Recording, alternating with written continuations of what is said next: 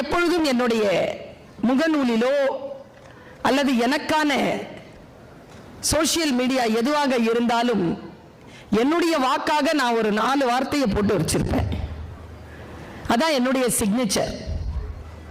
அது என்னன்னா, உன்னால் முடியாது என்று சொல்லிக் கொண்டிருப்பதை, உன்னால் முடியாது என்று நீ சொல்லிக் கொண்டிருப்பதை யாரோ ஒருவன் செய்து கொண்டுதான் இருக்கிறான். உன்னால் முடியாது என்றால் யாராலும் முடியாது, யாராலும் முடியாது என்றால் உன்னால் மட்டுமே முடியும். இது நான் எப்பொழுதும் என்னுடைய எனக்கு நானே சொல்லிக் கொண்டிருக்கக்கூடிய மந்திர சொற்கள். நான் யோசித்து பார்க்கிறேன், என்ன சொல்லிவிட முடியும் உங்களுக்கு? எப்பொழுதும் என்னை பார்க்கின்ற பொழுதெல்லாம் சொல்லுகிறார்கள், நான் ரொம்ப டவுனா இருக்கும் பொழுது மட்டும் உங்க பேச்சை கேட்டுக்கிறேன் மேடம். எது நம்மை டவுன் ஆக்குகிறது? இந்த உலகத்திலேயே அற்புதமான ஒரு வினாடியை நான் சொல்லுகிறேன், அதி அற்புதமான வினாடி என்ன என்றால் இதோ இப்பொழுது நிகழ்ந்து கொண்டிருக்கிறது. இந்த வினாடியினுடைய உன்னதம் என்ன தெரியுமா? உத்தமம் என்ன தெரியுமா? நீங்களும் நானும் உயிரோடு இருக்கிறோம்.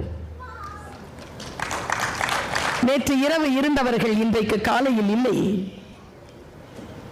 எத்தனையோ விஷயங்கள் வாழ்க்கையில் போராடுவதற்கு என்று இருக்கின்ற பொழுது அந்த போராட்டங்களை கண்டு அஞ்சாமல் அடுத்த கட்டத்திற்கு தன்னை தயார் செய்து கொள்வதற்கான மிக ஊக்கமான சொல் நாம் அனைவரும் உயிரோடு இருக்கிறோம் என்பது.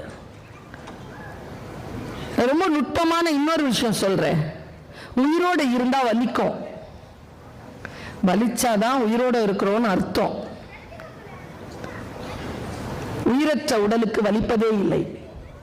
நான் ஒரு சொல்லை சொல்கிறேன், நீங்கள் இன்றைக்கு உங்களுடைய டைரிகளில் எழுதி வைத்துக் கொள்ளுங்கள். Feel the sensation of pain. Feel the sensation of pain. Never suffer. வாழ்க்கையில் வலி என்பது தவிர்க்க முடியாதது, ஆனால் அதனால் பாதிக்கப்படுவது என்பது நம்முடைய வாய்ப்பிற்குள் தான் வரும்.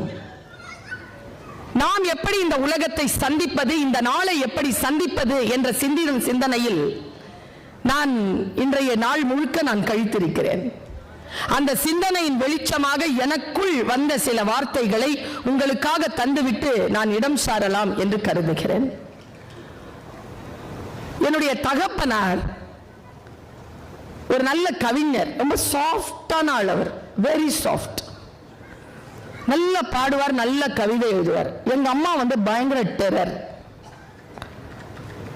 ரெண்டு காம்பினேஷன் சூப்பரா இருக்கும் எங்க வீட்டில். எங்க அப்பா பேசவே மாட்டார், கவிதை பாட்டு. எங்க அம்மா பேசுறதை தவிர்த்து வேற எதுவுமே செய்ய மாட்டாங்க. ஆனா எங்க அம்மா பெரிய தேர்ந்த ரசிகை. எங்க அம்மாக்கு பாட்டு வராது, பாட்டு நல்லா கேட்பாங்க, பாட வராது. எங்க அப்பா பாட்டு எழுதுவார், பாடுவார். எங்களை எல்லாம் தாலாட்டு பாடும் பொழுது நிறைய பேர் அம்மாவனுடைய தாலாட்டை கேட்டு இருப்போம். நான் என்னுடைய சிறிய வயது முதல் என்னுடைய தந்தையின் தாலாட்டை கேட்டு வளர்ந்தவள். அப்பதான் எனக்கு தாலாட்டு பாடுவார்.